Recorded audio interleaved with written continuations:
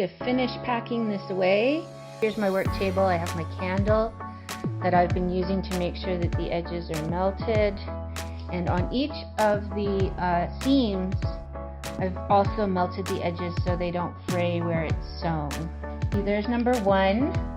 So that one goes in the very bottom left-hand corner. If we think of this like a grid, like an XY axis, 1, 2, 3, and it starts high and goes down, so you can see here.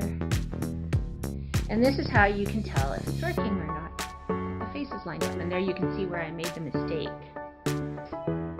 Another thing I wanted to show you was all the different spools of fabric in the end, because I'm doing this with more than one spool, and hopefully when I'm done all of them and they're all installed, hopefully everybody will send me back a picture and I can show all the students the other art that the other kids have done with their fences. This is what the zip ties look like that I got from the Renault Depot. They're about $3, so if, I don't know, I didn't provide you enough or someone spills them all over the schoolyard and something happens, I am including them at the top. I'm not putting them at the bottom, but I will put the extras in, and I'll make sure there's a few extras. And I just wanted to show you how to make sure that you are getting the zip ties in there properly. So I have my zip tie here. Now a zip tie goes up like this. So you put it in through like this, and then you can hear it as it's locking, and that won't come undone. Okay, so now I'm going to show you on the actual. So make sure that you've got it woven through all nice, that you've got your diagonal line that's on the outside and that's lined up nice and tidy so that it'll look pretty. But when we get to the last one, if you weave it and then go around the back, you can do it that way, or if you think it might look cleaner, you can skip the last one and go around. And you see how, when I do this, I'm actually using a soldering iron, and I've been poking holes with, you see how it makes the holes. And so that's how I lined it up. If you need to change any of the holes, a grown-up will have to put new holes in, because the reason I do that is that the nylon melts, and when it does that, it creates a solid edge, and it won't fray after that, because we don't want it to fray in the winter time. So we're going to start with the box pointing away. We put it through. Now, one way to do this is you can have somebody on the other side of the fence to help with this part, because this is a little tricky to do. I haven't had much practice because I haven't put the zip ties on. So you see the box goes through, the fence is in the middle. So what we're doing is we're tying it to itself,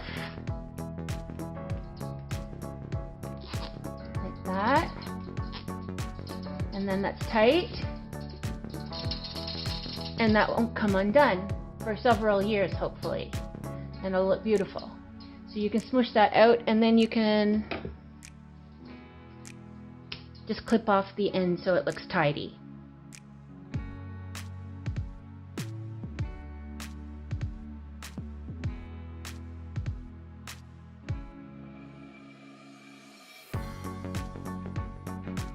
And you're going to do this after you've made sure that all of the lines line up. So after you have the whole thing installed, you want to make sure that all your lines line up, and you can tweak it a little bit. So some places maybe it's not as tight as others, maybe some places you have to stretch it a little bit more, so that all the lines in the end look nice and clean and tidy. And the reason I put on the lines was because we're doing pixel art, I felt like it just needed a little bit of help explaining the shape of the flowers, because without the lines, it looked a little hard to understand. I'm not going to lie to you, figuring out the grid system has not been the easiest for me. As you can see, all the little pink papers here's a 20, all over the floor 20, are all the so this is mistakes like that I have made in trying up to label them. So they are labeled. So this is a 27, then this is a maybe 27, like this is a 27. if you do them every 5 or so, and down here, it'll just help you stay you can see on the grid, because it's very easy to get like if a the half grid number off.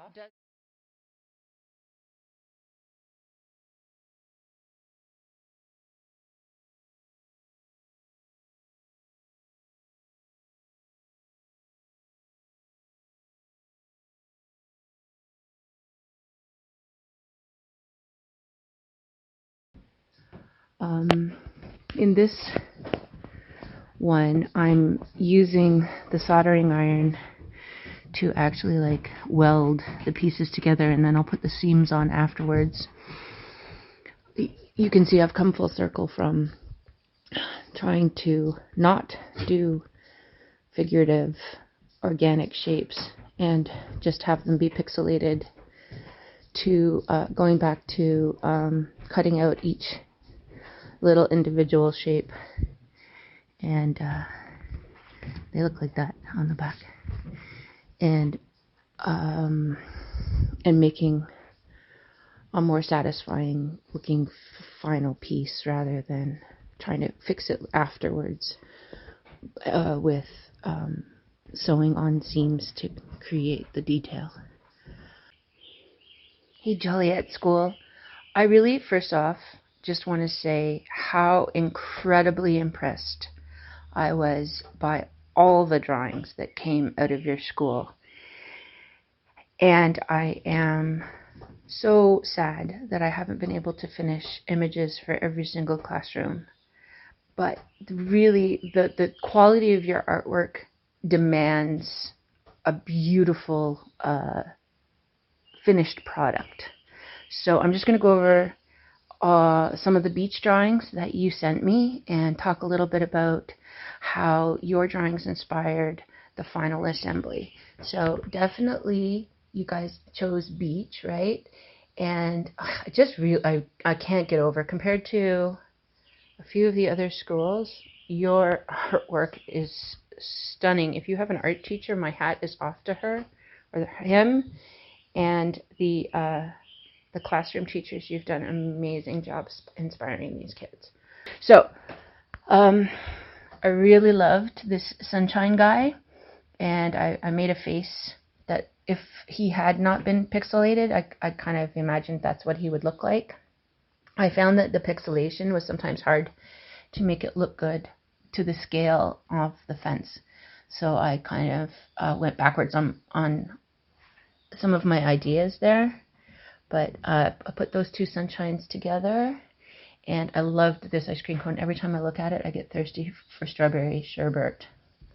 So there's the sand castle, and then there's another sand castle that I put together in the picture. Okay, this little guy is sitting on the chaise lounge. The colors that other people had suggested instead of the hammock. And he's up against the palm trees. And here's some beautiful palm trees that I took inspiration from. And, oh, here's the chaise lounge. And a lot of people chose these colors. I thought they were fantastic, so I worked with those as well. Here's the sand bucket that's in front of the boy on the chair. Oh, and I took the sun's hat and put it on the boy.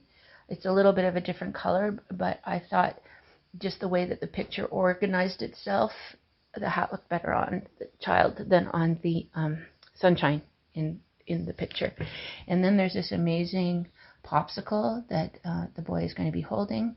I really love the idea of the umbrella, but I couldn't figure out how to fit it in. The same with this guy. I loved him, but I didn't know how to fit him in. And it was a really hard choice for me whether or not he was going to be holding a beautiful drink. There's another beautiful drink, or a piece of watermelon, or the popsicle, but I kind of ended up going with the popsicle because it looked so summery and fresh. And I think that is most of the drawings that you sent me. My dogs help me out up here, so you'll see that some of them are kind of damp. They've blown around a bit because I have no actual windows. And at one point I found the dogs lying on your drawings. And they didn't even run or anything. Look at that. That's amazing. Okay, so you can see the process going on over here. I added a handle on the bucket, and so I've got them partially laid out. I'm putting in the holes. I hope the holes work for your fences. If you included instructions if you have to redo them. And then over here you can see how my fence isn't quite as big as your fence, so the ends go out and over. So I have a little bit more work to do this morning before I mail this off to you and get all those holes punched in the right places. I also want to finish up this wave. All right, so thank you very, very much, and there will be more of these coming to your school very, very soon.